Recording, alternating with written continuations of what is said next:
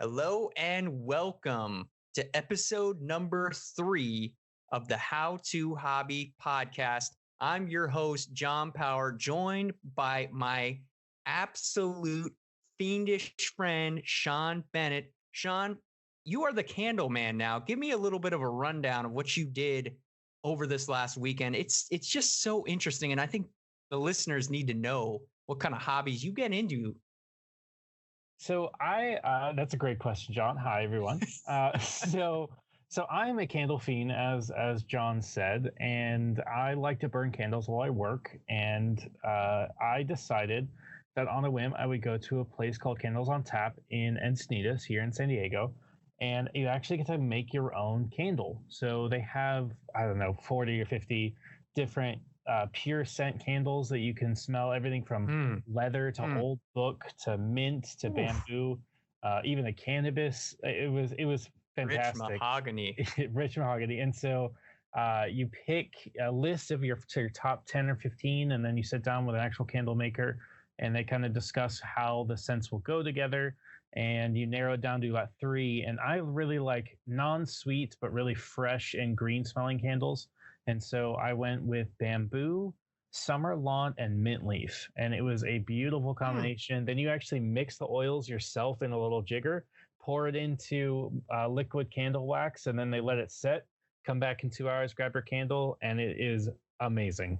Wow, man, that is absolutely stellar. I mean, if I had something so cool to do on the weekend, I don't think I'd even be here tonight. That is unbelievable.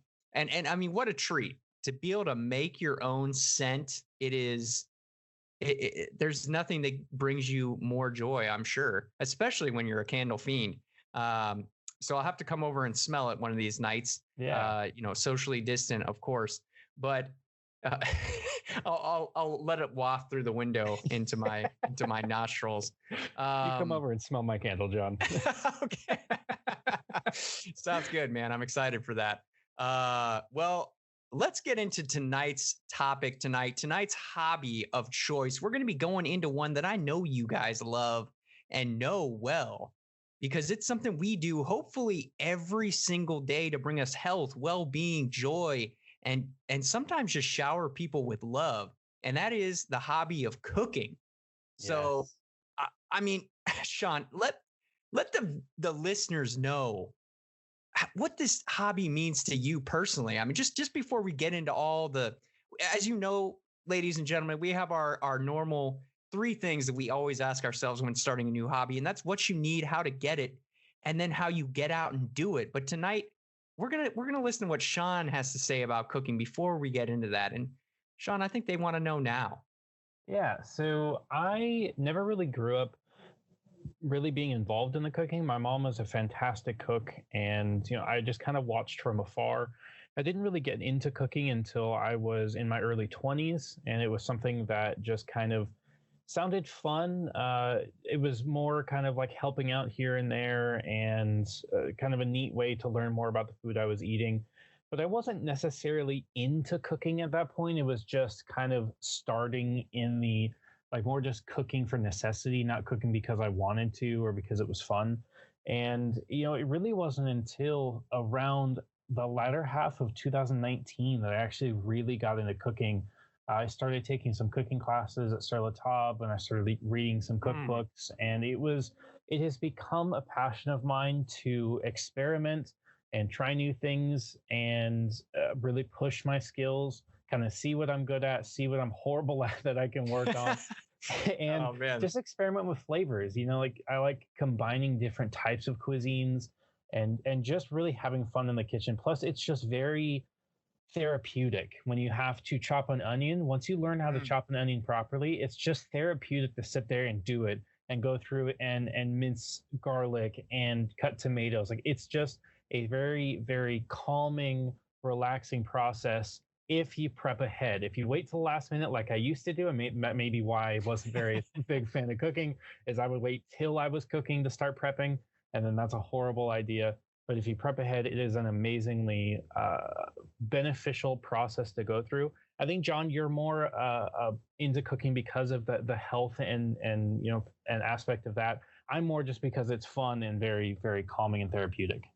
Yeah, yeah. I mean, I think we share a lot of the same uh, aspects of that lead us to this passion. I mean, I started because my wife was pregnant, and you're right. It definitely was something where I wanted to provide her and my future child with some good nutrition. But yeah, I agree 100%, man. It is one of those things that connects you with real, tangible ingredients, materials of this world. And I think it is very therapeutic. You know, if you let go of all the crazy surrounding chaos that might be happening, at least in my life. I mean, you know, all my daughter screaming and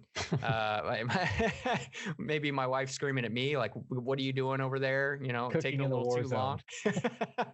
Yeah, cooking in a war zone. So yeah, but I mean that's great. And I think it's a beautiful thing when you can both be into something and it leads to a passion. So let's get into the meats and potatoes here of this episode. And that's we're going to start with our typical first point of the show, which is what you need. And we're gonna break this one up tonight into kind of a must-have, similar to our last episode, the biking. If you didn't check it out, definitely go back to episode 2, check out the biking episode. But we're gonna break it down in a similar way, where the must-have things and then the nice-to-have things, and that's gonna form the what you need to get started cooking. So, Sean, what are some of the must-have things to get going in this hobby? So the first must-haves, it's a combo of a recipe and raw ingredients. So when you are going to get into cooking, the first step is to figure out what you want to make, and then the second step is getting those ingredients. There are amazing resources for recipes online, cookbooks, whatever, your family cookbooks, whatever, where your recipes might come from. But really, the first step before you can sit down and start cooking is you have to get the raw ingredients first. That is very true. And so and that is probably the most important part, obviously having your Mm-hmm.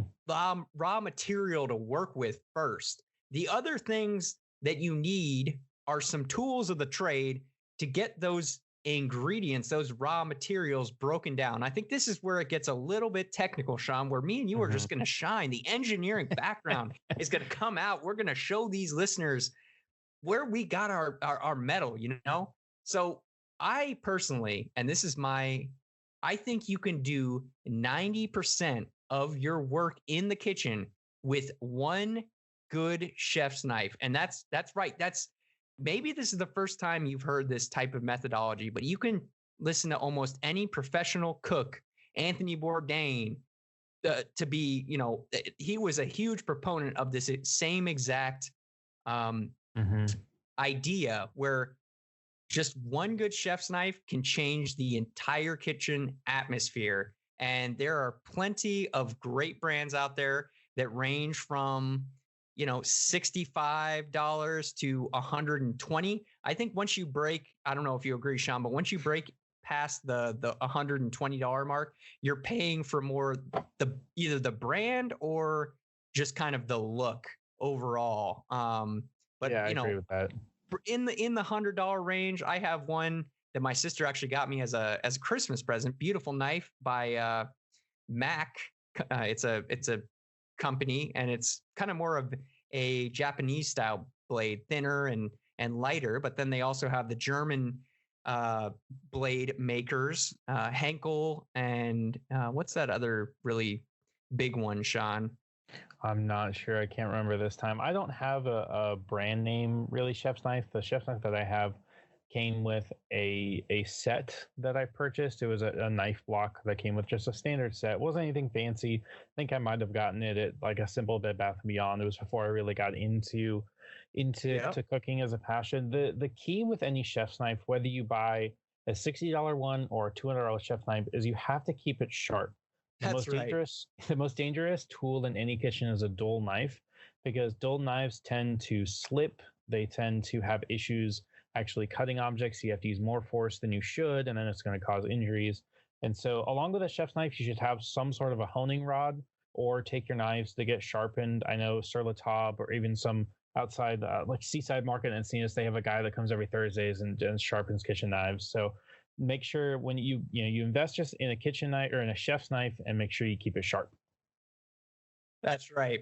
So, and I'm just a big fan of the honing rod. I have one, and I just give it a couple swipes every time I bring out my knife, and keeps it sharp. And as you said, Sean, keeps my fingers intact, which is always good. I don't want to be losing fingernails and pieces of skin every time I take out the old knife there. But let's get into our next thing that we think is very important, and it's a must-have, and it's more of an attitude, and that's how you approach the kitchen. So what we're going to say tonight, you need to throw this in your backpack, is patience and willingness to make some mistakes, and additionally learn from those mistakes every time you get into the kitchen. And Sean, I'm sure you've had plenty of moments where both of these have potentially been hard to come by. Yes, I have. Most definitely. I think when it comes to patience, one, especially if you're cooking with somebody, a frantic chef is never someone who's fun to work with in the kitchen. They're generally tend to be not as enjoyable to share space with. So when it comes to the patience of cooking, you have to remember that cooking can be very relaxing. And what allows you to have that patience is prep work beforehand, and know that you need to do some research and you're going to make mistakes, like John talked about. I know I have burnt more roasting pecans than I thought I would. I've, overcooked or undercooked pieces of salmon. I mean, there are going to be mistakes when it comes to cooking, and it's very important to learn that that's okay. It's part of the process. You're not going to be perfect, and you can do this. So patience and willingness to make mistakes are very, very critical to have when in the kitchen. Patience keeps you safer as well. If you're slow and you're methodical about your movements, and you're not frantic, you're a lot safer in the kitchen as well, less likely to cut or burn yourself. That's very true. I couldn't agree more, Sean. It's so important. And this actually is another thing. Our next must-have piece of kitchen equipment. It's actually a dual combo. This is where we get more technical again. Again, we're engineers. We got to let you know on the secret stuff that really brings your cooking to the next level. And one is probably already something that is a part of one of your appliances in the kitchen already, and that's a kitchen timer. You've got to have a timing apparatus, especially when you're new into cooking. It's very easy, as Sean said, to get overwhelmed, to potentially start rushing and getting, frustrated. I've been there myself. And a kitchen timer is just a good way to really keep yourself on track and stay motivated and focused. Because when you see that timer running down, use it as a tool rather than a hindrance, is what I would say. And that will keep you on the track. And if you need to again, this is something where you can grab one of these for $5 on Amazon. If you need to have two, I mean, I have my phone at times going, Sean, and then I'll have the kitchen timer on the microwave going, just so, if I'm doing two different things at once that I don't have a good handle on, I can really take good time. And as you get better, the reliance on it will be less stringent, but initially it's very important. My second tool, that's the secret stuff, Sean, I can't say enough how important this one is. And it gave me so much confidence when it came to cooking meats and just being overall a better chef in general. I don't want people getting sick. Most people don't. And that is an instant read thermometer. It just gave me so much confidence. Again, it's another thing you can pick up on Amazon for, $25, but just make sure that it's an instant read type, because you really want to get that instantaneous feedback from, if you're cooking chicken, and 30 seconds makes the difference. It really does in having that smooth, supple, soft internal juicy chicken, and that hard rubbery we've been there with chicken numerous times. So what's our next thing on the list there, Sean? So the one of the most underrated tools of any kitchen, and it comes to the prep work, not the actual cooking. It comes to the prep work, and that is a solid wood cutting board. So wood cutting boards are allow you to have safety. One, they're usually a little bit heavier. They may have rims to carry juices, like John was just talking about, the nice juicy chicken breast. Well, you throw that on a cutting board that maybe doesn't hold up to snuff or doesn't have the juice rings to go to hold that juice. You start cutting into it, you're going to be spilling over the counter. So a wood cutting board is really key. You can get them, like John talked about, for relatively cheap on Amazon. You can get nicer ones at, say, like a Sur La Table. They have really nice ones. The key with wood cutting boards, and I think the reason a lot of people feel like they need to go for the plastic cutting boards, is plastic cutting boards sometimes will come with rubber corners so that the cutting board doesn't slide all over the counter, the tile, the granite, whatever you have in your kitchen. It doesn't slide when you're trying to cut. And so a lot of people look at wood cutting boards and they go, why would I want that? It's going to be sliding everywhere. Let me get the plastic or the whatever other material they have that has the rubber edges. And to combat that, because a wood cutting board, in my opinion, is better than a plastic, is the very, very simple trick of a napkin or a paper towel. You get or it a kitchen towel. Or a kitchen towel. You get it a little bit wet and you slide it under that wood cutting board and you set it down, and you could push on it with a truck and it won't go anywhere. It's just giving a little bit of friction with the counter. So trust me, a wood cutting board, I use a one little sheet of paper towel. I get it wet, I throw it on the counter, I put the wood cutting board on top, and it's not going anywhere. That's beautiful, Sean. Again, engineering tricks up the wazoo tonight, ladies and gentlemen. It's coming whether you want it or not. And we're going to move into our next thing, which is the vessel that you're going to cook these amazing ingredients once they're cut up nice with your beautiful chef's knife and right on that wooden cutting board. You're going to feel the wood grain under your hands. You're already going to be just getting so relaxed. You're going to have a nice candle burning in the background. And then it's going to be time to throw it into the vessel that you're going to choose to cook with. And most people have something. Again, there are a wide array of things to use to cook your various things. Most of the time, we're going to be utilizing these pans, pots, or pans or pots to generate heat so that we can therefore season those ingredients in the way that we would like.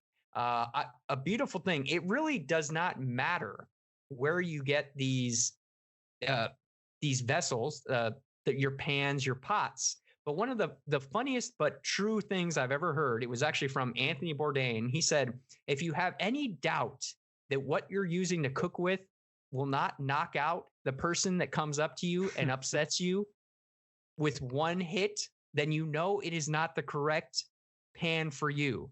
So I definitely, I mean, rest in peace, Anthony Bourdain. But he was a great man. He gave a lot of funny and great advice when it came to cooking, and it was always very raw. That is what you should be looking for, no matter where you get you could get it at a garage sale or wherever you want to get these pans. I'm kind of skipping forward. I do apologize, viewers. Don't hate me for this one, but it is important to have a good cooking vessel, whether it's a cast iron pan or a aluminum pan or a steel pan.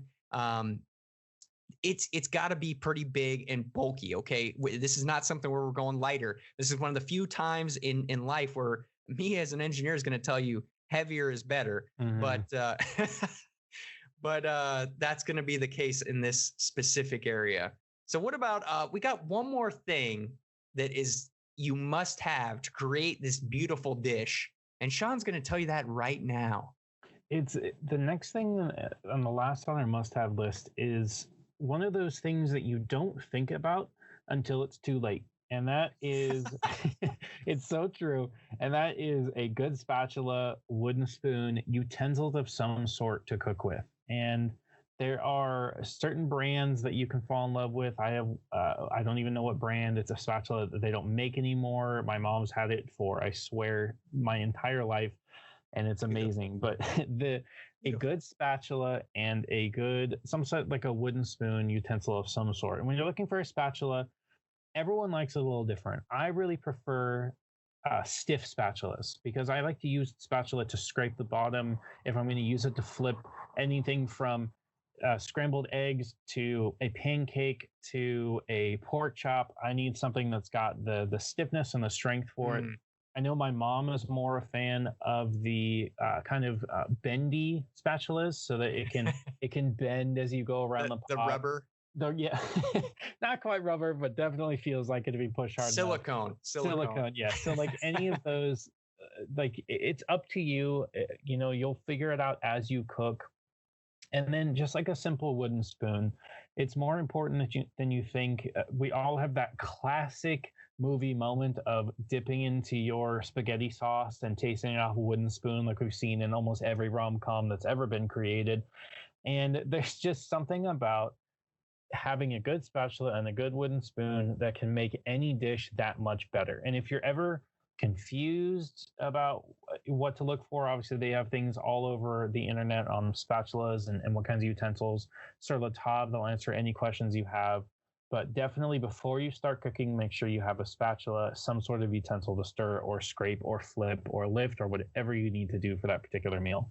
Yeah, Sean, I couldn't agree more. I'm actually right there with you. My favorite spatula right now is actually the fish spatula, which is a slotted carbon steel apparatus that I use like literally daily. My sister got it for me I think last Christmas or for my birthday last year, and I've been using it ever since. And again, that's the beauty of cooking is you get one thing, ladies and gentlemen, and it is going to just last you. Sean's been using his since forever. He doesn't even know what brand it is. That's the beauty of cooking. Get something that is a little bit more durable and looks good, and it's going to last you years and years. So let's jump into our next little category here of the what you need to get started, and that's going to be the nice to haves. Okay, this isn't stuff that we're telling you got to go out and get it right away to be able to cook and make your pancake, but it's nice to have, and it's something that so I have one here on the list,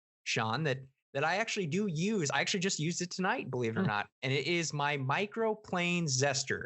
I definitely did not start my cooking career having a microplane zester. In fact, I didn't even know what it was until I read Food Lab by Kenji Lopez Alt, which, spoiler, he's going to be one of our books that we recommend as a resource. But he said this was one of the things that every cook should have.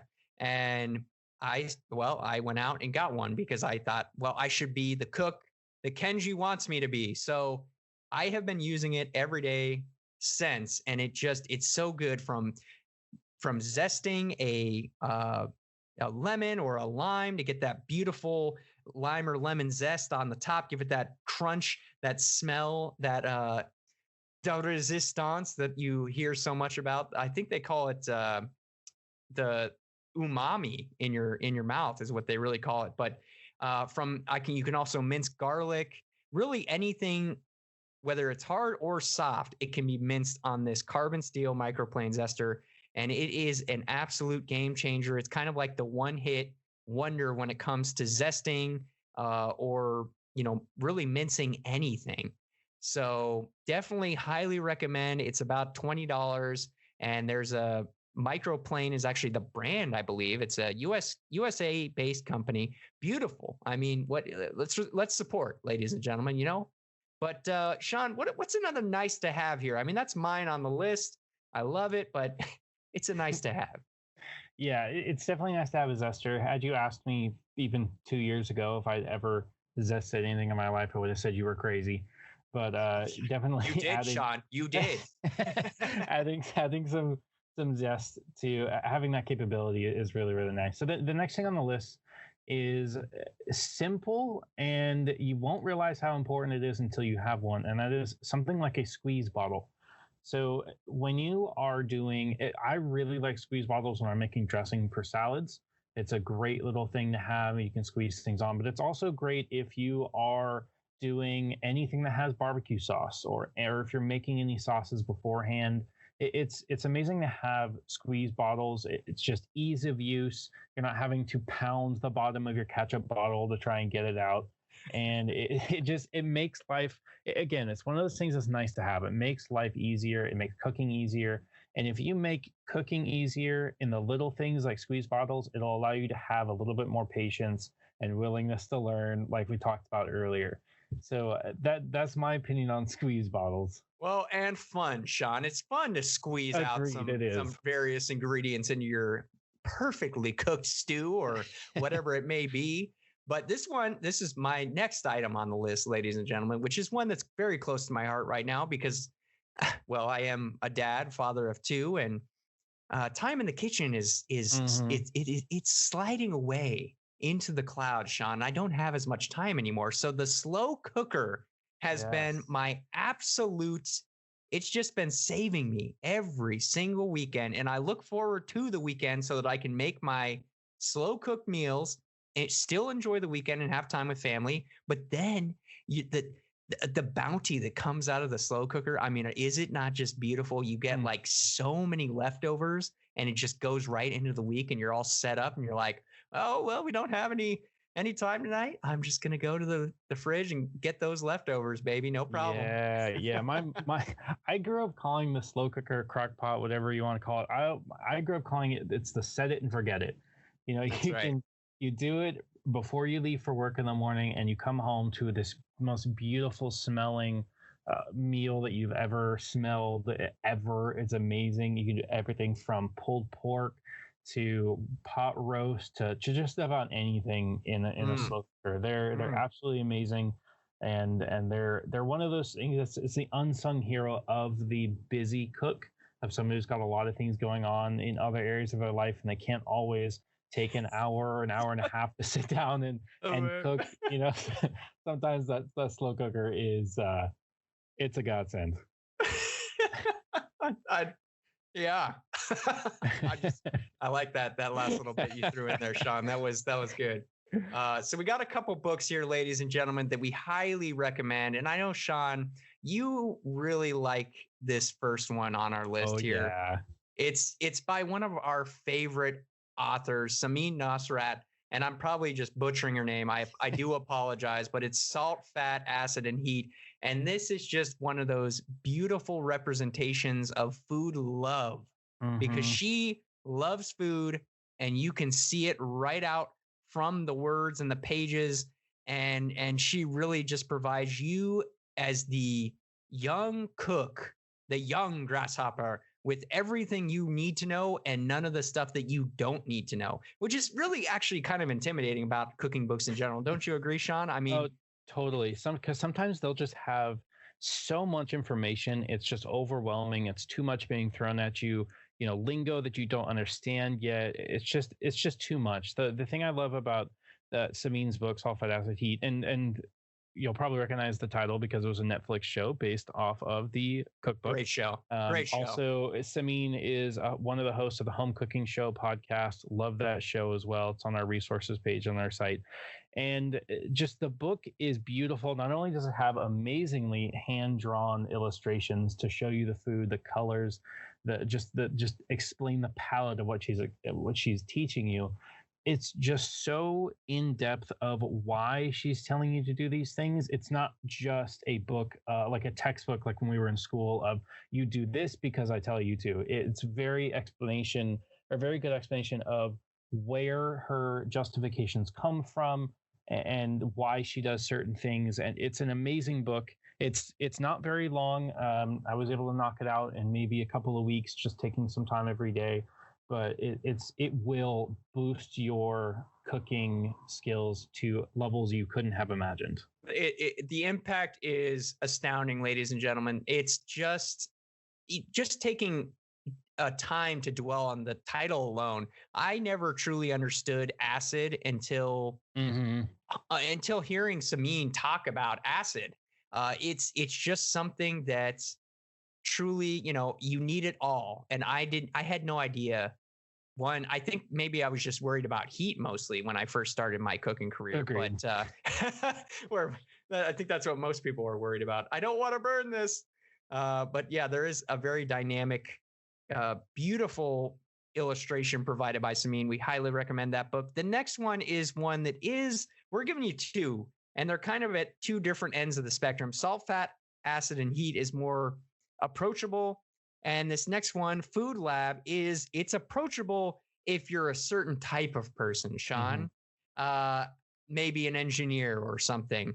Food Lab is this huge book. It's almost like the Bible of cooking, written by Kenji Lopez Alt, who is actually the son of a biologist, I believe, a biochemist. And he actually went into biology initially, but then kind of reverse engineered it and wanted, his other love was cooking. So he kind of wrote this book in and breaking down all sorts of the science behind why food does what it does. And along the way, he provides you one of the most amazing, fully flushed out resources for cooking. So I have the book. It's huge. I haven't read the whole thing, unlike Sean and Salt, Fat, Acid, and Heat, but it gives you everything from how to season a cast iron skillet, which, Sean, I've sent you that that little snippet there, and yeah, just everything in between. It literally is, if you can think it probably is in there. I mean, from grilling to why the grilled cheese it is the way that it is when it's cooked perfectly. And he also has an absolutely amazing YouTube channel. So if you haven't checked out Kenji Lopez Alt, he's on YouTube. He wrote for Curious Eats for a while, and he just has a great story. Very passionate guy, and I would say him and Samin are two people in the industry right now that just they're young. They've got this really fun energy, and that's what we're about here at the How to Hobby podcast. We all want to just have fun. So, Sean, let's get into how you get it. All right, how do you get all of these things that are so hard to come by today? Yeah. So the first place you start, like we talked about the raw ingredients, is always your local grocery store. I live right across the street from a Smart and Final, and so they have a little bit of the actual products too, like the knives and the third kitchen timers and things like that. But your local grocery store will be your best bet for getting the raw ingredients. If you happen to have something like a local farmers market or a local produce market, those are some of the places I really like to go to get fresh veggies and fruit, because not only do they tend to support local growers in your area, they also are usually healthier. So, if you are comparing a head of lettuce that came from a local grower versus a head of lettuce that maybe came from New England, I don't even know if they grow lettuce. I'm just throwing it out there. With the transport time required, yes, with the transport time required to get the products to you, they generally tend to lose nutrition. You can read various books on this. Darian Olean has an amazing book called Super Life that I recommend you read. And he talks about the longer the food takes to get to you, the less nutrients it'll have when it finally gets into your system. And so your local grocery store, your local farmers market, or produce market is the best place to get your raw ingredients. And it'll help you feel better by eating better food. Oh, 100%. I think if you're going to take anything away from this episode, it's going to be just that this does provide you, if you start and undertake this journey, if your mission, if you choose to accept it, it will change the way you feel about your everyday life. And I think Sean and I have talked about this numerous times, and just, one-on-one, about just how much more fun it is to get up and know that you're going to have a good meal compared to when I was in college and all I had to look forward to was the frozen spaghetti that was going to sit in the oven for 35 minutes before it came out. It's just such a difference. And as you mentioned at the very beginning of the show, just how relaxing it is to really work with something that's real and connected to the earth, from what you're using, whether it's the cast iron pan or your stainless steel pot, to your steel chef's knife. It's got that great 418. It's not going anywhere for years. Just take care of it, give it a wash. It's good to go. But let's move into where we're going to get these beautiful. I mean, we know where to get the raw ingredients. We've seen the grocery stores all over. We have so many, and that's beautiful. It's a beautiful thing. We're very blessed here in the United States. And we can't take that for granted. But let's talk about some of the ways we're going to get these various things that we listed in the must-have section of this episode. And so first and foremost, you have the big guys. Let's kind of break down some of the big guys, Sean, and kind of then trickle down into maybe some of the more reasonable.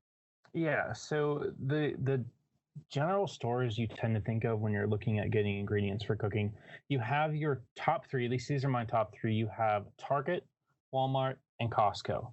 So Target will have great products. They generally might be a little pricier than some of the other options, but if you have that Target Red Card, you can get the 5% discount.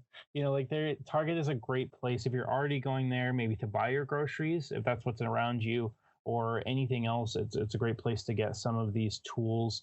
Walmart is another great option. It's very affordable, has amazing amounts of different tools you can use. And then I really like shopping at Costco when it comes to these supplies, mainly because when you shop at Costco, you tend to get better deals, but also you can buy in bulk. So one of my favorite brands of just simple pans is Tefal. You can get a set of 3 at Costco right now. I think it's $24.99, $23.99. They're amazing pans, definitely non-stick. And so, Costco is another great resource for finding good deals. Not a great place to ask questions, but a good place to find resources as well. Now, I want to know, John, you threw on the list another one, the next one on the list. I have never really shopped there, but I'm kind of curious your experience buying things there. Oh yeah, this is the secret. This is the secret, man. I'm telling you, I'm throwing out the engineer secrets all night long.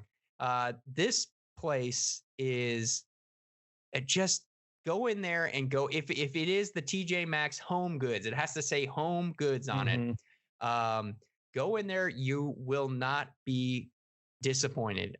So this is actually, Sean, where I scored my wooden cutting board. Ooh, nice. And it was $20 for a beefy. It's got to be at least 5 inches thick, and it's like I think it's a 12 by 10 or 12 by 9. It's kind of a but regardless, don't know the dimensions off the top of my head, but it's very thick, and I could knock somebody out with it. So I'm gonna go with it's probably pretty good. And I got it for $20. Nice. An Italian brand that I don't know. That's the thing about TJ Maxx is you don't actually know any of the brands, but that's totally okay.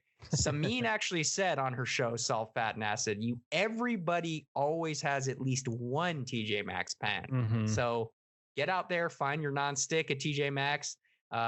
Various, they have measuring cups, and it's all going to be very reasonable. Sometimes you get a gift card and you're like, what do I do with a TJ Maxx gift card?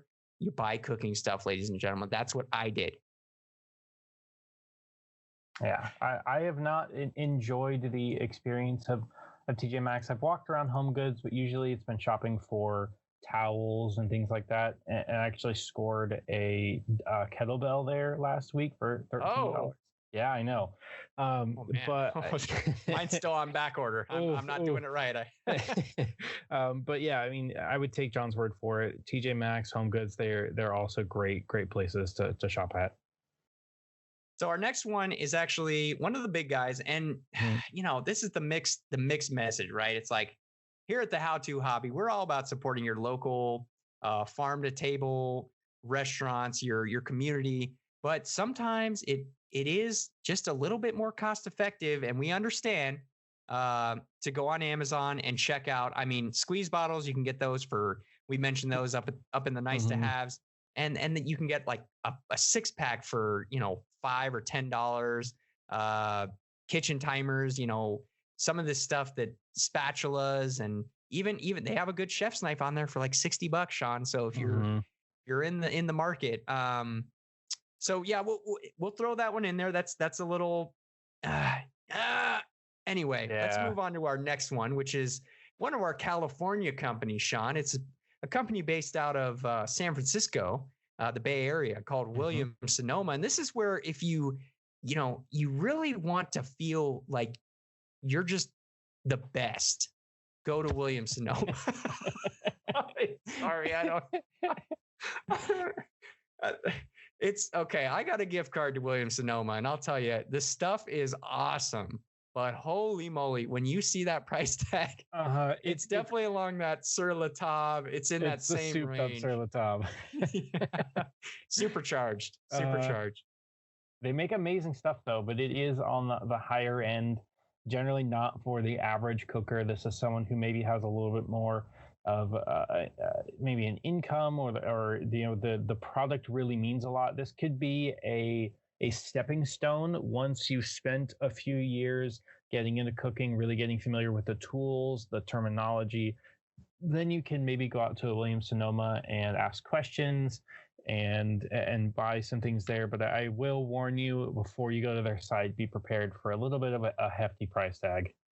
Well, and I will say, to the benefit of William, to give them the benefit of the doubt, they have sort of launched this new line, which I have seen. So if you go in there, look for the Open Kitchen, and that is a brand that's kind of like inside their family that's more reasonable. And it's kind of like the standards, right? It's like your standard spatula, rubber spatula, and it just, for what they've cut the costs a little bit. So there are ways to get more reasonable. I bought a couple with the gift card, so I can say I did do it, but it was with a gift card.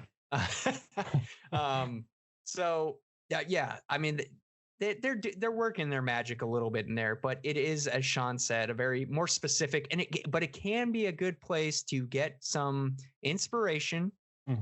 It smells really good in there, and they're usually cooking. So yeah, I think in similar to Sur La Table, I think they do cooking classes as well, which I'm a huge fan of. I think if you can do some cooking classes, that's an experience that it's going to pay you back in spades, I would say. Wouldn't you say, Sean? Yeah. So I took a few classes at Sur La Table, and it was an amazing experience. One, I went by myself, which is a little intimidating when you go to a cooking class, because generally they're focused around pairing up. But I never had any issues. It was an amazing, fun time.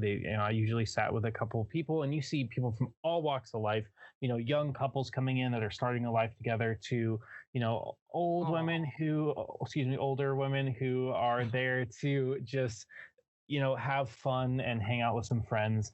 And so I really liked going. I learned a lot of amazing things. And just had a lot of fun. Again, they are a little bit on the pricier side, but if you're investing in yourself, you are worth the money to learn from a real chef and actually take these classes. I mean, that's how I learned how to properly hold a chef's knife, how to properly cut and chop onions, to cooking in a cast iron. So they're amazing resources for just learning and gaining experience and asking questions. And the greatest part about Sur La Table, I don't know about other cooking classes, I'm going to assume they're similar, is if you spend about 2 hours cooking this amazing 3-course meal, at the end you all sit down and eat it. It is the most rewarding experience when you've made this beautiful custard, or this amazing apple pie, or these beautiful chicken breasts that have been just sauteed in this cast iron pan to perfection. And then you get to sit communally, hang out with each other, eat and talk.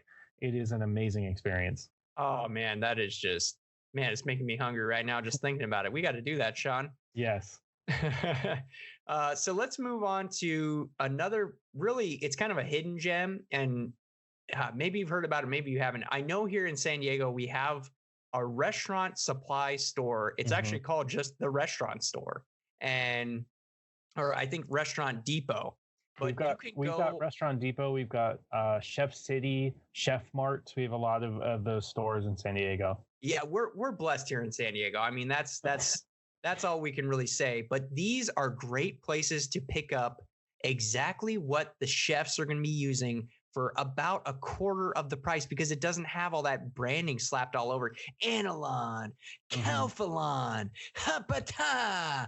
I don't know, man. It's all the same to me, but you're going to find a pan in there that's going to be able to knock somebody out. Okay. So Restaurant Store is definitely a place where you can get just about everything from takeout needs to, I mean, if you wanted to start a takeout place in your kitchen, which, hey, I mean, it's kind of a strange time right now, Sean. People are getting creative. So this is a great place to get your kitchen outfitted for about a quarter of the cost. And that's what we're all about here. So check that out as an opportunity. And additionally, the used market. I mean, I love going thrift store shopping for any cooking stuff because as Sean said, it lasts forever. And when you find Granny's old cast iron skillet that they don't even make anymore, you're going to be saying to yourself, I mean, they really don't make them like they used to, ladies and gentlemen. I don't know if you are aware of that. Kenji Lopez actually put out a video on this. It was his pan. I think he was liquidating his kitchen. He had about, I think, 85 pans, Sean, that he was going through and figuring out what he was going to be giving away and keeping. But yeah, he was like running it down like, oh yeah, I got this one 25 years ago when I started. Oh, I got this one when me and my wife got married. And it's just, so the history and it's still fine. They cook just like yesterday. So don't let, this stuff is very, very durable and will last the test of time. So Sean, let's tell these listeners who are just dying to know how they get out and do it and get this dish, this sauteed, beautiful chicken done. Yeah. So the key to getting into cooking is starting small. If you decide I'm going to cook 5 intense, heavy cooking meals this week, you're going to end up burning yourself out. You're going to not have as much fun. And so a great place to start to really get out and start cooking is choose one new dish a week. So you can find that online in your local cookbook, anything like that. Just pick one dish. Whatever you are, whether you're eating out normally or whether you're cooking dinner, but you have a standard, 4 or 5 meals you go to every week, just start with one new dish a week. And that will be a way to introduce some excitement into your week, but you're also not overburdening yourself or taking on too much. The next step is, like we said earlier, prep your ingredients. It is an amazing experience when you get to cook, when everything is prepped. All of the measurements are laid out. The meat is prepped. It's ready to go. And all you're doing at that point is actually cooking. You are doing the ingredients at the specific times. You're dropping it in, you're turning it up, you're turning it down, whatever it is. That's what makes cooking fun. It's the act of cooking. The act of prepping, while it can be therapeutic for someone like me, it's not necessarily the fun part of why we cook. And so if you're trying to cook and prep at the same time, that is when you turn the pot on and you drop the chicken and you turn around and go, oh crap, I forgot to chop that onion, and you start chopping the onion, and then you come back and your chicken's burnt because you stopped paying attention to it. So always start with prepping your ingredients before you do anything. Before any heat is introduced into your kitchen, prep everything. That I couldn't have said it better myself, Sean. This is the thing that is going to ruin what we brought out earlier, which was your willingness to make mistakes and your patience. That's going to get thrown out the backpack as soon as you don't prep your ingredients. Because I've been there, not even a year ago. Just in fact, it still sometimes happens because you forget to. You're just like, oh, I've done this, 100 times. And then you go, oh, that's right. I had all these different spices that I needed. And now my chicken is burnt and I didn't even realize it. Then the patience goes out the window. So we're going to just drive it home once again. And that's when you're getting out and doing it for the first time with your new dish, be patient with yourself and bring a willingness to fail and make mistakes.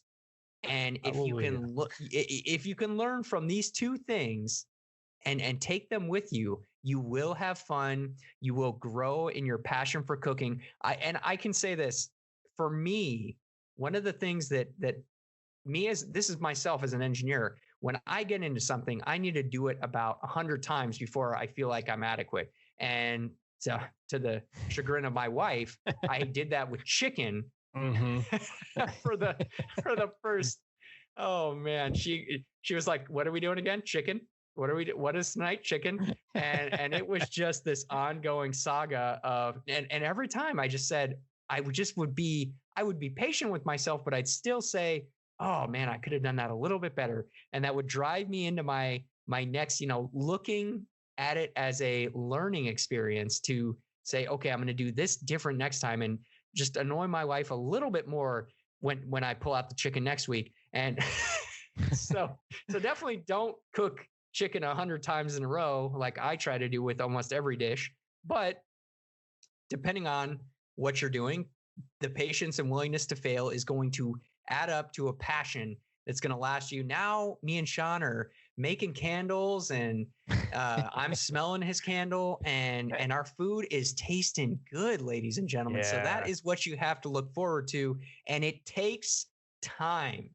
So, Sean, I mean, lay it home. It takes time.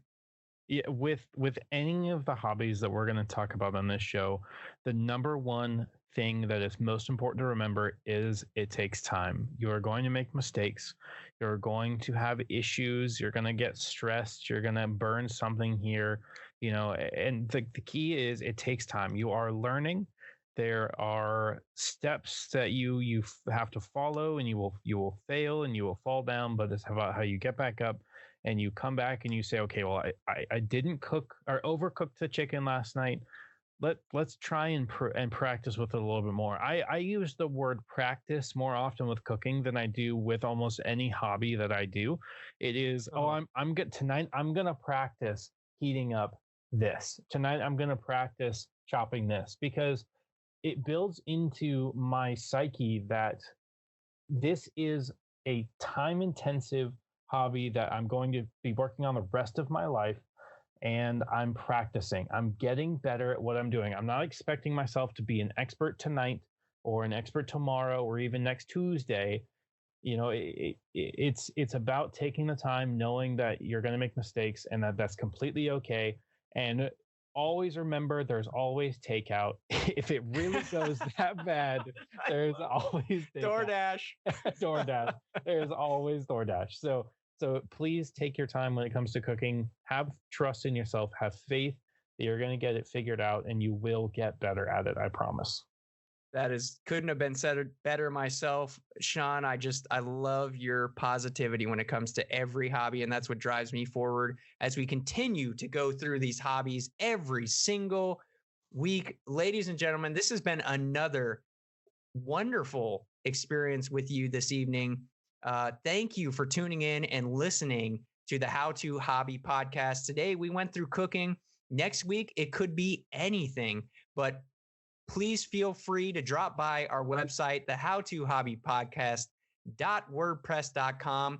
Shoot us a link. We have a Q&A section there. You can ask us a specific question.